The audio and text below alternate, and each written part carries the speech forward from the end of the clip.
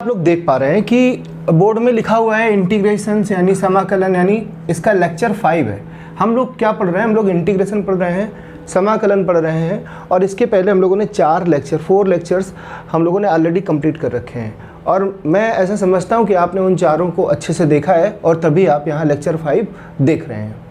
तो देखिए, मैंने आपको पिछले लेक्चर में बताया था कि कुछ फॉर्मूले होते हैं। जैसे मान लीजिए लिखा हुआ है इंटीग्रेशन 1/1 + x² dx, ये होता है tan इनवर्स x + c। आपको बताया था 1/√1 - x² dx, ये होता है आपका sin इनवर्स x + c। और इंटीग्रेशन 1/x√x² - 1 dx, ये होता है आपका sec इनवर्स x + c। अब सपोज मान लीजिए, देखिए ये 3 फार्मूले तो आपको लिखे हुए मिल जाएंगे बुक में कई जगह, लेकिन अगर मान लीजिए इसी के आगे हम माइनस लगा दें, -1/1 + x², तो ये tan का अपोजिट हो जाएगा cot इनवर्स x। यहाँ पर माइनस लगा दें तो ये sin इनवर्स x, और अब माइनस लगा देंगे तो हो जाएगा cos इनवर्स x। यहाँ पर माइनस लगा देंगे तो ये हो जाएगा cosec इनवर्स x। तो अगर माइनस लगे हुए हैं तो आप समझ लीजिएगा कि क्या होने वाला है। ठीक है, फिलहाल आपको इन्हीं 3 फार्मूले से मतलब है, और ये जो हमारा लेक्चर है, हमारा जो पूरा एक्सरसाइज के क्वेश्चन है वो इसी पर डिपेंड होंगे, इन्हीं फार्मूलेस पर डिपेंड होंगे। अब देखिए, सपोज मान लीजिए कोई क्वेश्चन आपको दिया गया है, इंटीग्रेट करना है, इंटीग्रेट 5/1 + x² + 2x dx। मान लीजिए ये क्वेश्चन आपको दिया गया, आप अलग अलग कर दीजिए, 5/1 + x² dx और प्लस इंटीग्रेशन 2x dx।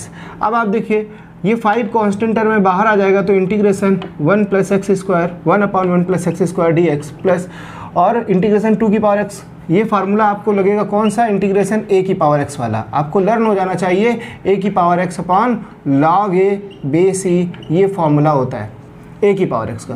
तो 2x का क्या हो जाएगा? 2x log a की जगह क्या है? 2 base c। अभी ये इंटीग्रेशन हमारा बचा हुआ है। देखिए, आपको डायरेक्ट फार्मूला पता है, 1/1 + x² का इंटीग्रेशन होता है tan इनवर्स x। क्या होता है? tan इनवर्स x, और प्लस ये आपका जो था 2x log 2 base c। Finally आपने c ऐड कर दिया और ये आपका क्वेश्चन हो गया। तो कुछ भी टफ है नहीं, सिंपली हम लोगों को जो फार्मूले पता हैं, या तो उस पर बेस्ड क्वेश्चन आपको अभी तक मिल रहा है, और या तो कुछ क्वेश्चन ऐसा दिया गया है कि वो डायरेक्ट फार्मूले पे नहीं है, तो आपको कुछ मॉडिफाई करके उसे फार्मूले के जैसा बना लेना है।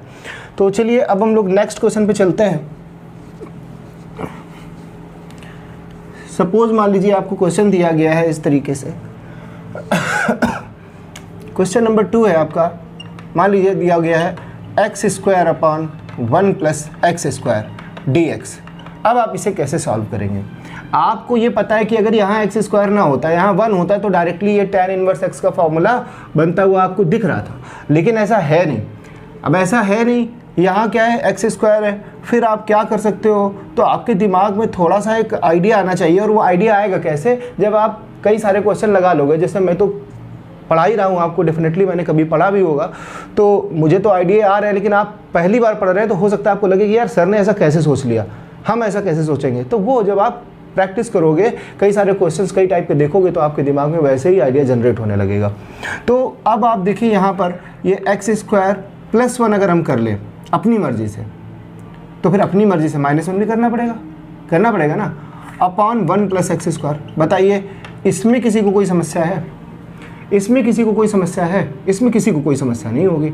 इसमें किसी को कोई समस्या नहीं होगी। तो ज़रा देखिए, इतने को हम एक साथ रखें, ये हो जाएगा x² + 1/1 + x², ठीक है, और -1/1 + x²। बताइए, कुछ भी ऐसा है जो नया कर दिया गया?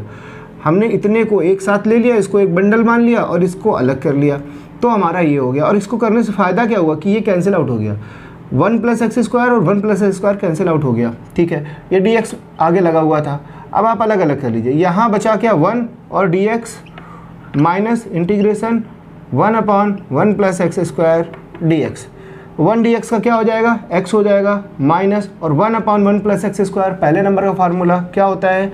tan इनवर्स x और प्लस सी फाइनली आप ऐड कर दीजिए, ये आपका आंसर हो जाएगा। तो आपने दूसरा क्वेश्चन कंप्लीट कर लिया। अब हम लोग चलते हैं तीसरे क्वेश्चन की तरफ। तीसरा क्वेश्चन भी कुछ इसी टाइप का है, इसको मिटा देते हैं।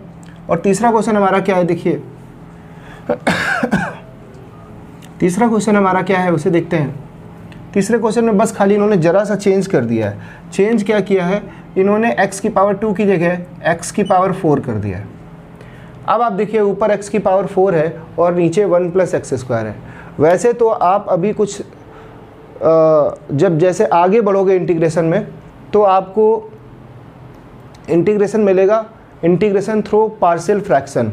वहाँ पर आपको बताया जाएगा कि अगर अंश की पावर ज़्यादा है और हर की पावर कम है तो हर से अंश में भाग दे दो। वो क्वेश्चंस आपको मिलेंगे, वहाँ पर हम लोग उस तरीके से करेंगे। लेकिन यहाँ पर भी देखिए न्यूमरेटर की पावर ज़्यादा है और डिनोमिनेटर की कम है, यानी हर की अंश की पावर ज़्यादा है और हर की पावर कम है। ये चीज़ हम लोग अप्लाई कर सकते हैं, लेकिन अभी हम लोगों ने कुछ पढ़ नहीं रखा है। तो फिर हमको अपनी जुगाड़ टेक्नोलॉजी, जैसे कहते हैं ना कि कुछ जुगाड़ लगाओ क्वेश्चन में, तो कुछ जुगाड़ लगाते हैं। और क्या कर सकते हैं, देखिए ये x की पावर 4 है, -1 + 1 कर देंगे। देखिए फ़ायदा क्या हो रहा है, फ़ायदा भी देखना ज़रूरी है। देखिए ज़रा फ़ायदा क्या हो रहा है कि ये जो x की पावर 4 - 1 है, इसको आप ऐसे लिख सकते हो x² की पावर 2 -1 का स्क्वायर, और ये +1 तो आपका है ही। और अलग अलग कर लीजिए, इतने को एक साथ और इतने को एक साथ, ऐसा लिखा जा सकता है ना। इसमें तो किसी को कोई समस्या होनी चाहिए नहीं। अब देखिए हुआ क्या, इसके बाद यहाँ पर ये स्टेप है, a² - b² फॉर्मूला बनेगा, यानी x² + 1 एक ब्रैकेट में और x² - 1 एक ब्रैकेट में, अपॉन क्या था 1 + x²। ठीक है, अच्छा, यानी इसको सॉल्व करने पर, इतने को सॉल्व करने पर ये मिल गया। और अलग अलग भी एक साथ कर देते हैं हम लोग, +1/1 + x² dx। देखिए ज़रा 1 + x² और ये 1 + x² कैंसिल आउट हो गया, तो क्या बचा, x² - 1 dx आपका बचा है। ठीक है, और ये प्लस का 1/1 + x² है, तो ये हो जाएगा tan 1 x। इसमें कुछ सोचना विचारना आपको था नहीं। अब आप देखिए ज़रा, इंटीग्रेशन जब आप x² का करोगे यानी x की पावर n का करोगे, तो क्या हो जाएगा, x की पावर n + 1 यानी 2 + 1 अपॉन n + 1 यानी 2 + 1 और माइनस, और जब एक का इंटीग्रेशन आप करोगे तो क्या हो जाएगा, x। आपको पता है पिछले कई लेक्चर्स में मैंने इसको अच्छे से आपको बताया है कि ये कैसे होता है। अब आप देखिए x की पावर 2 + 1 क्या हो जाएगा, ये हो जाएगा x की power 3 upon 3 -x plus tan 1 x plus c। ये आपका फाइनली आंसर हो गया। तो आपको क्वेश्चन में क्या समझ आया, आपको ये समझ आया कि नीचे 1 + x² अगर दिया गया है तो या तो हम इसको किसी तरीके काट दें पूरा पूरा, और अगर हम नहीं काट पा रहे हैं तो डेफिनेटली ये tan 1 x बनने वाला है इंटीग्रेशन होने के बाद, तो उसको उस रूप में हम लेके जाएं जहाँ से आसानी से बन जाए। ये चीज़ हम लोगों ने इस क्वेश्चन में सीखी। चलिए क्वेश्चन नंबर नेक्स्ट की तरफ चलते हैं। क्वेश्चन नंबर 4 हमारा क्या है, देखते हैं क्वेश्चन नंबर 4 क्या कह रहा है आपसे। क्वेश्चन आप एक एक नोट करते रहिए, और जैसे लिखा हुआ है क्वेश्चन नंबर 4 आपको दिया गया है x की पावर 4 + 1, देखिए वही चीज़ है, x की पावर 4 + 1 अपॉन x² + 1 dx। देखिए अब अगर यहाँ -1 होता तो आसानी से हो जाता, x² का स्क्वायर लिख देते, -1 का स्क्वायर लिख देते। -1 है नहीं, तो -1 कैसे हो सकता है, x की पावर 4 में -1 हमने अपने मन से किया, तो +1 अपने मन से करना पड़ेगा, और फिर ये +1 था भी। बात समझ गए, आई कि नहीं आई आपको, ये बात आपको समझ आई कि नहीं आई। हमको क्या करना था, हमारी रिक्वायरमेंट थी कि x की पावर 4 - 1 हो जाए। और क्यों हो जाए, क्योंकि x की पावर 4 को हम क्या लिखेंगे, देखिए अगली स्टेप में x की पावर 4 को हम लिखेंगे x² का स्क्वायर माइनस ये 1 है, इसको 1 का स्क्वायर, ये 1 + 1 क्या हो गया, 2 हो गया। अब देखिए x² + 1 सबके साथ डिवाइड में था, इतने को हमने एक साथ ले रखा है, तो इतने को हमने एक साथ लिख दिया, x² + 1 लिखे चाहे 1 + x² लिखे, बात एक ही है। और यहाँ इसको एक साथ लिख दिया, इसमें किसी को कोई समस्या होगी नहीं। अब देखिए ये क्या हो गया, x² का स्क्वायर यानी A square minus B square, इसका मतलब A square minus B square formula होता है A plus B, A minus B, तो वही ए की जगह एक्स स्क्वायर है, बी की जगह 1 है, तो वैसे ही आपने रख दिया, और ये 1 प्लस एक्स स्क्वायर। अब ये पिछला क्वेश्चन हो चुका है जो आप करके आए हो, तो अब इसमें मुझे नहीं लगता कि आपको कोई दिक्कत होने वाली। 2 कांस्टेंट टर्म था, बाहर आ गया। अब आप देखिए, तो ये 1 प्लस एक्स स्क्वायर और ये 1 plus x square cancel out हो गया, क्या बचा, integration x square minus 1 dx और प्लस 2, और इसका इंटीग्रेशन आपको पता है क्या होता है, tan इनवर्स x। तो अब आप आगे तो कर ही लोगे, एक्स स्क्वायर का करोगे एक्स की पावर n के हिसाब से, तो आ जाएगा एक्स क्यूब अपॉन 3, पिछले क्वेश्चन में ही करके आए हो, और -1 का क्या हो जाएगा, x हो जाएगा, और प्लस 2 tan इनवर्स x हो जाएगा, प्लस c हो जाएगा, और इस तरीके से आपका क्वेश्चन ये फिनिश हो जाएगा। तो ये जो इस तरीके के आपने लगभग 3 क्वेश्चन किए, और हर क्वेश्चन में क्या था, थोड़ा थोड़ा कुछ बहुत चेंज था, और आपका उद्देश्य हमेशा क्या था कि या तो ये ख़त्म हो जाए पूर्णतः, जैसे यहाँ पर ख़त्म हो रहा था, और अगर नहीं ख़त्म हो रहा, जैसे यहाँ पर नहीं ख़त्म हो रहा, तो फिर वो tan इनवर्स x का फार्मूला बन जाए, और आपने अच्छे से सीखा भी कि ये कैसे कर सकते हैं। क्वेश्चन नंबर 5 की तरफ चलते हैं हम लोग।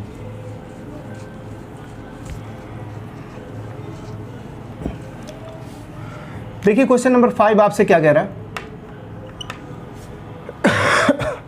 क्वेश्चन नंबर 5 आपसे कह रहा है 1 plus 1 upon 1 plus x square, 1 plus 1 upon 1 plus x square, आगे बोल रहे हैं -2 upon root over 1 minus x square, उसके बाद बोल रहे हैं आपसे plus 5 upon x under root x square minus 1, और फिर आपसे आगे इसी में बोला हुआ है कि b की पावर x प्लस 2, ये आपसे बोला हुआ है, और अब आपसे कह रहे हैं कि इसको आप क्या करिए, इसको आप इंटीग्रेट कर दीजिए भाई। तो इंटीग्रेट करना है, अब हम क्या करें, सबके साथ अलग अलग इंटीग्रेशन का चिन्ह लगा दें, ठीक है। तो ये हो जाएगा 1 dx plus 1 upon 1 plus x square dx minus 2 constant term में बाहर आ जाएगा, 1 upon under root 1 minus x square dx plus 5 constant term में बाहर आ जाएगा, बचेगा 1 upon x under root x square minus 1 dx, और आपका ये देखिए प्लस b की पावर x प्लस 2 था, तो इसको लिख सकते हो b की पावर x इंटू b की पावर 2 dx। बात समझ में आई कि नहीं, आधार समान होंगे, गुणा करोगे तो घाते जुड़ जाएंगी, बात वही हो जाएगी, ये वही चीज़ लिखी हुई है, कुछ गड़बड़ नहीं है। और ये जो b स्क्वायर है आपका, ये जो b स्क्वायर है ये हो गया कांस्टेंट टर्म, क्योंकि आप x के रिस्पेक्ट में इंटीग्रेट कर रहे हैं, और इस वाले के साथ ही x लगा हुआ है, ये तो x से फ्री है, x से फ्री है तो ये हो गया कांस्टेंट। तो अब आप देखिए ज़रा ध्यान से, 1 dx का तो x हो जाएगा, plus 1 upon 1 plus x square dx, पहला फार्मूला क्या होता है, tan इनवर्स x होता है, ठीक है, minus 2 1 upon under root 1 minus x square dx क्या होता है, साइन इनवर्स x होता है, तो साइन इनवर्स x हो जाएगा, plus 5 1 upon x under root x square minus 1, देखिए ये फार्मूला होता है सेक इनवर्स x, क्या हो जाएगा, सेक इनवर्स x, प्लस अब ये देखिए b स्क्वायर था कांस्टेंट टर्म में, ये तो बाहर आ गया, और जब आप b की पावर x का इंटीग्रेशन करोगे तो अभी आपको बताया गया था a की पावर x का इंटीग्रेशन क्या होता है a की power x upon log a base e, log a base e, तो a की जगह क्या है b, तो ये क्या हो जाएगा b की power x upon log a की जगह b है तो b रख दो बेस e, और फाइनली c, ये आपका आंसर हो जाएगा। हो सकता है कि ये आंसर दें, और हो सकता है इस चीज़ की जगह जो ये बी स्क्वायर इंटू बी की पावर x लिखा है, इसको फिर से लिख सकते हैं ना b की पावर x प्लस 2, नहीं लिख सकते हैं क्या, बात तो वही है, आधार समान है, बेस इक्वल है, और गुणा हो रहा है, मल्टीप्लिकेशन हो रहा है, तो पावर ऐड हो जाएंगी, तो इसको डायरेक्ट भी ऐसे लिखा जा सकता है, आंसर हो सकता है इस तरीके से दे दें। तो ये आपका फाइनली क्वेश्चन सॉल्व हो गया, क्वेश्चन नंबर 5। तो बिल्कुल आसान क्वेश्चन है, फॉर्मूले बेस्ड क्वेश्चन है, और हम लोग बहुत ही प्यार से पढ़ भी रहे हैं इन क्वेश्चंस को, कुछ है नहीं इनमें। नेक्स्ट क्वेश्चन की तरफ चलते हैं हम लोग। वीडियो पॉज करके आप क्वेश्चन को दोबारा ज़रूर पहले समझ लीजिए, और उसके बाद फिर से क्वेश्चन नोट करके आप उसे कॉपी में लगाइए भी, और अगर आप ऐसा कर रहे हैं तो डेफिनेटली आप मान लीजिए कि आप काफ़ी कुछ सीख रहे हैं। और जो इंटीग्रेशन है वो 12th में एक मतलब ऐसा चैप्टर माना जाता है जिसे स्कोरिंग चैप्टर माना जाता है, और ऐसा चैप्टर भी है कि अगर समझ आता है तो बहुत आता है, नहीं आता तो बिल्कुल नहीं आता। और इसीलिए मैं बहुत धीरे धीरे और एक एक टॉपिक को कई सारे लेक्चर्स में बांट के पढ़ा रहा हूँ, और मेरी मेहनत तभी सफल होगी जब आप इंटीग्रेशन को बहुत अच्छे से सीख पाएंगे। नेक्स्ट क्वेश्चन की तरफ चलते हैं। लिखा हुआ है, जैसे ये क्वेश्चन नंबर 5 था, अब 6 है। Integration root x minus 1 upon root x dx। अब आप देखिए कैसे कर सकते हो इसको। सिंपल है, इसको आप अलग अलग कर दीजिए। रूट एक्स को लिखिए x की power 1/2 dx minus 1 upon x की पावर 1/2 dx, और इंटीग्रेशन भी अलग अलग आपने यहीं से कर दिया। अब आप देखिए ये जो x की पावर 1/2 है, तो फार्मूला क्या बन जाएगा x की पावर n का, और x की पावर n का फार्मूला आपको पता है क्या होता है, x की power n plus 1 upon n plus 1। तो देखिए n की जगह क्या है, n की जगह है 1/2, तो 1/2 प्लस 1 अपॉन 1/2 प्लस 1 माइनस। अब ये देखिए ये पावर जब ऊपर जाएगी तो x की पावर माइनस 1/2 हो जाएगी। अब आप देखिए अगली स्टेप में x की पावर 1/2 प्लस 1 क्या हो जाएगा, x की पावर 3/2 अपॉन 3/2 माइनस। अब देखिए ये क्या हो जाएगा, x की पावर जो भी पावर है उसमें एक को जोड़ दो और नीचे यही चीज़ लिख दो जो पावर में लिखी हुई है, और प्लस c। देखिए ये जो 2 है ये ऊपर आ जाएगा, तो ये हो जाएगा, ये क्या हो जाएगा 2x की पावर 3/2 अपॉन 3 माइनस। अब देखिए 1 माइनस 1/2 तो क्या बचेगा, केवल 1/2 बचेगा ना, और अपॉन 1 माइनस 1/2 क्या बचेगा 1/2, और ये जो 2 है ये आ जाएगा ऊपर, तो ये क्या बचेगा यहाँ पर 1 और यहाँ पर 2, और नीचे 1 का कोई मतलब होता नहीं है, नीचे 1 का कोई मतलब होता नहीं है। तो या तो ये आंसर हो जाएगा, और या तो आप ऐसे लिख सकते हैं 2/3 x की पावर 3/2 है ना, और माइनस 2 और x की पावर 1/2 को फिर से रूट x लिख सकते हैं। अब देखिए जैसे ये x की पावर 3/2 लिखा हुआ है, हो सकता है आंसर में ऐसे लिख दें x रूट x। तो देखिए बात तो वही है, ये x की पावर 1 है और रूट x को 1/2 लिखोगे, बेस सेम पावर आपस में क्या हो जाएंगी, ऐड हो जाएंगी, तो बात तो वही है ना, x की पावर 3/2। इसका मतलब x की पावर 3/2 को x रूट x भी हो सकता है लिख दें, तो आपको उससे घबराना है नहीं। तो ये हमारा क्वेश्चन था, बहुत ही आसान बच्चे जैसा, और आपने इसको बहुत ही आसानी से समझ भी लिया। नहीं समझे थोड़ा सा बैक कीजिए, फिर से समझिए, और अगर आप समझ गए हैं तो इसको फिर से आप अपनी कॉपी पे तुरंत लगाइए, और हम लोग अगले क्वेश्चन की तरफ बढ़ते हैं।